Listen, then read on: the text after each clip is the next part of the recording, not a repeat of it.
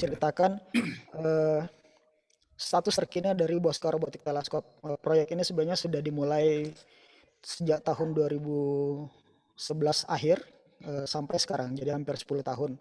Kita lihat perkembangannya seperti apa. Nah, yang gambar sebelah kanan merupakan screenshot dari presentasi saya di seminar HITE tahun 2013. Ini mimpi berikutnya dari prototipe robotik pada saat itu. Bagian yang saya kotak ini akan saya bahas saat ini. Sementara poin-poin berikutnya itu sebenarnya sudah dipublikasikan di tahun 2017.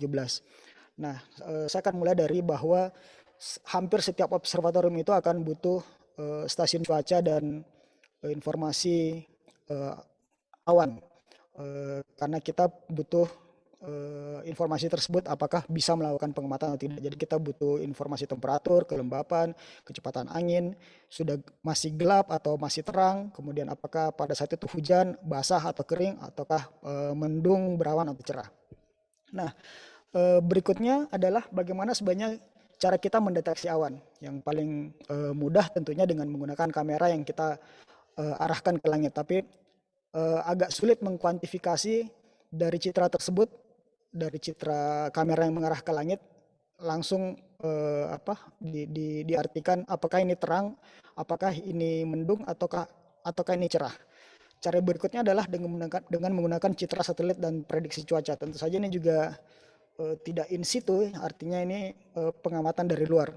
Nah, cara yang paling umum dilakukan adalah dengan mengukur temperatur langit, karena berdasarkan studi dari Pak Shaw dan William tahun 1955 bahwa keberadaan awan itu sebenarnya dapat kita deteksi pada pengukuran emisi pada panjang gelombang 8 mikron sampai 20 mikron. Jadi pada dasarnya kita hanya mengukur temperatur langit.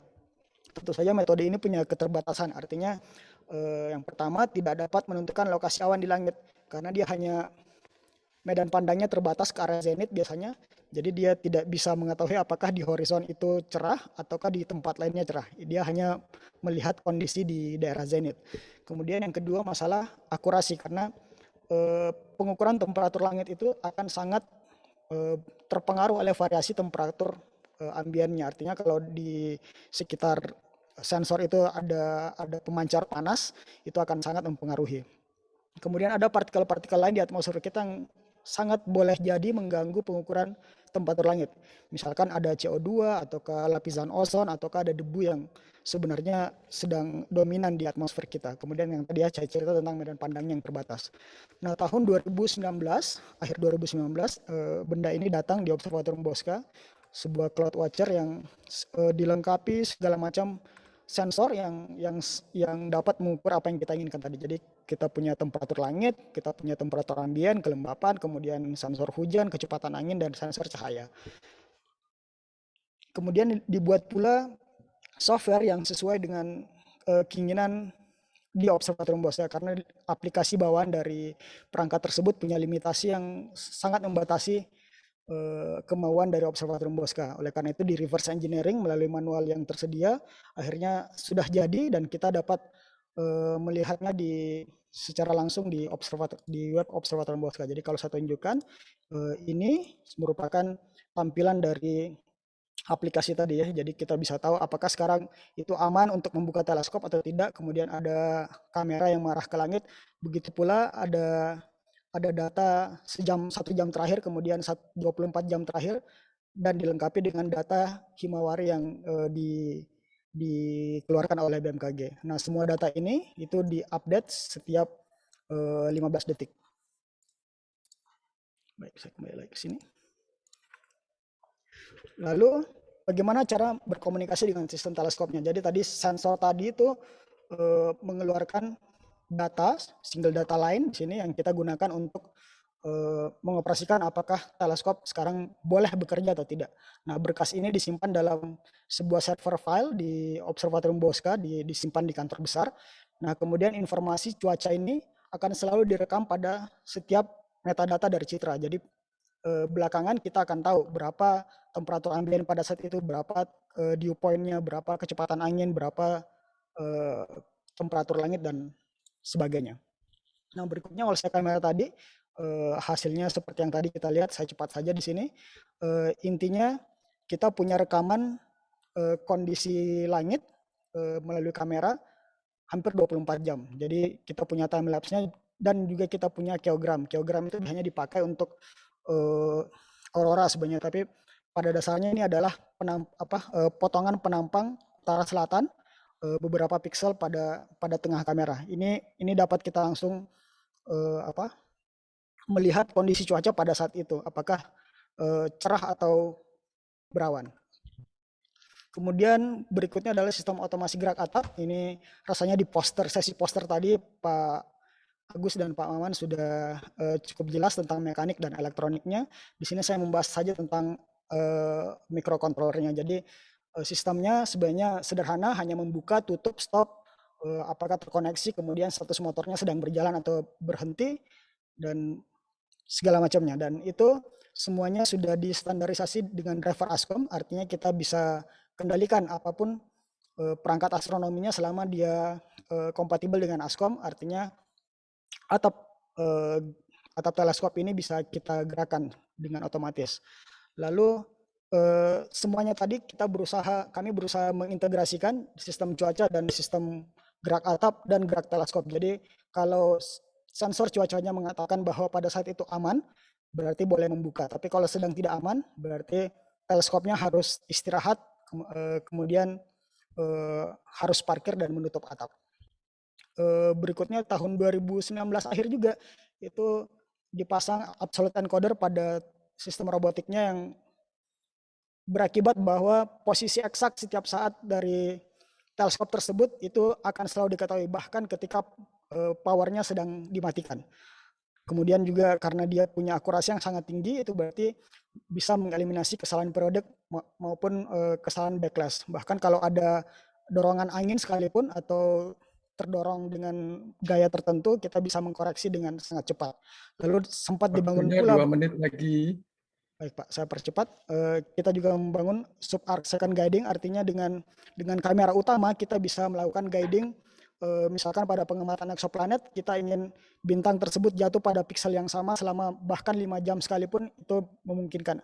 Yang berakibat bahwa fotometri presisinya makin tinggi. Pada saat ini kita bisa mencapai presisi fotometri sekitar 1 mili magnitude.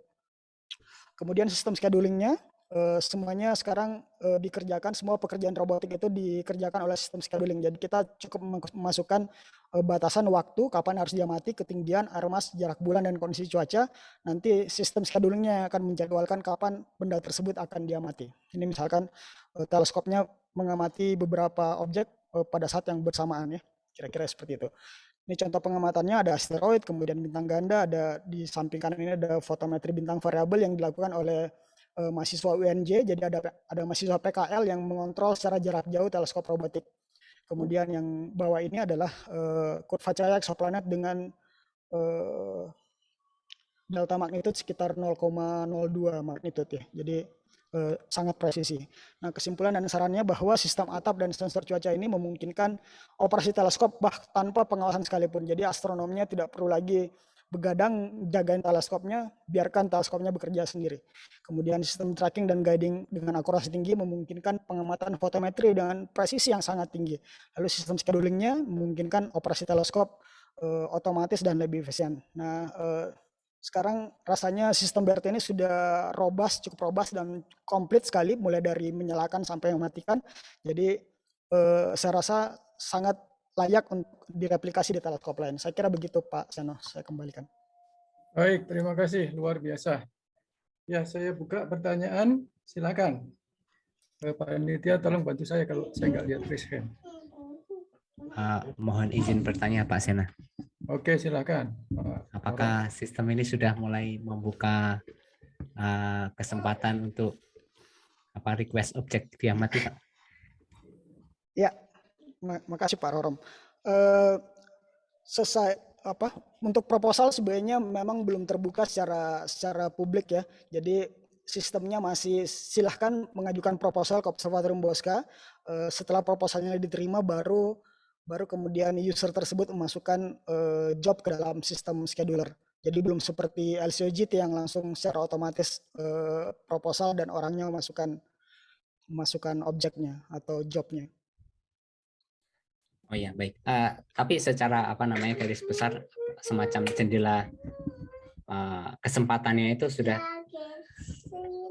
Betul, Pak. ada ya? Betul, Pak Rom. Ya, jadi itu sangat terbuka dan rasanya kalau itu tinggal manajemen observatorium saja, kalau sudah diperbolehkan ini langsung terbuka ke umum. Ya, Iya, terima iya. kasih atas Lain lagi jawaban dan pertanyaan? presentasinya. Keren. Saya boleh Pak? Ya, silakan Pak. Ya, ini Sofi. tanya Mas Yusuf. Tadi kan sensor cuacanya bisa 1 jam sebelum mungkin ya. Nah itu kalau musim hujan gini memungkinkan nggak misalnya secara prediksi misalkan 1 jam sebelum dan sesudahnya itu Ya. memungkinkan nggak untuk dibuka gitu? Ya, baik Pak Novi, ini sebenarnya real time. Jadi kapanpun sensornya mengatakan tidak aman, dia akan langsung respon. Jadi bukan 1 jam, tapi pada saat itu juga diputuskan apakah teleskopnya aman atau tidak untuk dibuka. Misalkan untuk sekarang karena kita lihat cloudy dan sangat terang, itu sebenarnya masih aman untuk melakukan pengamatan.